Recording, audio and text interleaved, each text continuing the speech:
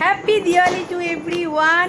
আলো উৎসবে সবাই মেতে ওঠো, সবার জীবনে অন্ধকার কেটে গিয়ে আলোয় ভরে ওঠো। তো এখন আমরা ছাদে চলে এসেছি বাজি পোড়ানোর জন্য। ওই দেখে দাঁড়, তো মোমবাতি ঘরে জ্বালিয়ে দিয়েছি। এখন ছেলের ইসেতেই মানে বায়নাতে যে বাজি আনতেই হবে, কারণ বাজি পোড়ানো আমারও খুব একটা পছন্দ না, দিব্যেন্দুও একদম পছন্দ করে না। তো চলো ছোট ছোট ভিডিও তোমাদের সাথে শেয়ার করছি, তোমরাও পারলে দিওয়ালির ছোট ছোট ভিডিও ফেসবুকে আপলোড করো, আমরা সবাই মিলে দেখবো আর আলোর উৎসবে সবাই মেতে উঠবো। তো চলো কি কি বাজি পড়াচ্ছে। হ্যাপি দিওয়ালি। আর একজন যে বাজির জন্য কান্না করেছে, কান্না করে বাবাকে বাজি কিনিয়েছে, কিন্তু ওই যে দেখো দূরে দাঁড়িয়ে আছে, মানে ভিতু ভিতু। ওর হাতে ধরিয়ে দাও বাবা, হ্যাপি দিওয়ালি বলে দাও তো সবাই। হ্যাপি।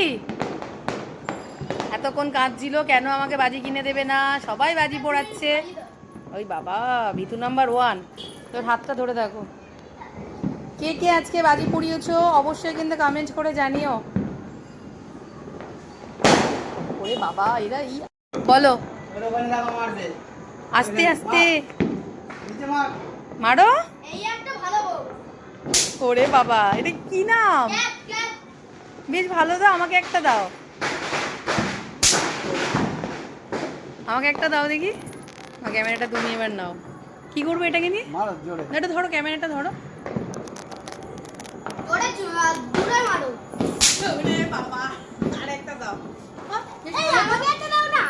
দাঁড়াও নাও, তুমি একটা নাও, শুনবে তুমিও একটা নাও, তিনজন মিলে মারবো। হ্যাঁ এই এইখানটা মারো, মারো নিচে।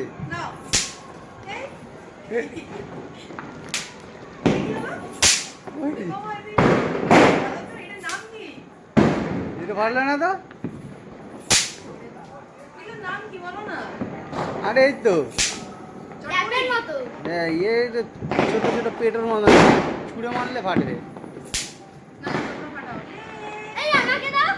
ভালো কিন্তু ধোঁয়া নেই, কিছু নেই।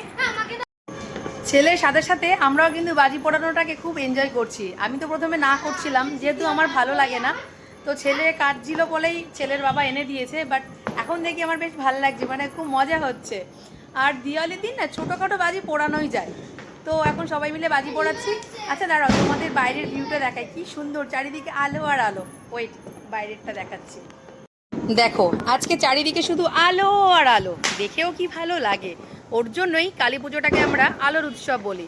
তবে এবছর আমাদের বাড়িতে কোনো টুনি লাইট লাগানো হয়নি, কারণ শাশুড়ি মায়ের শরীরটা ভালো না, তো ওর জন্য আর কারোর মন নেই বা এনার্জি নেই আবার টুনি লাইট লাগাতে হবে। তো এই ছেলে কাঁদছিল বলেই বাজিগুলো আনা হলো, সেটাকে এনজয় করছি সবাই মিলে।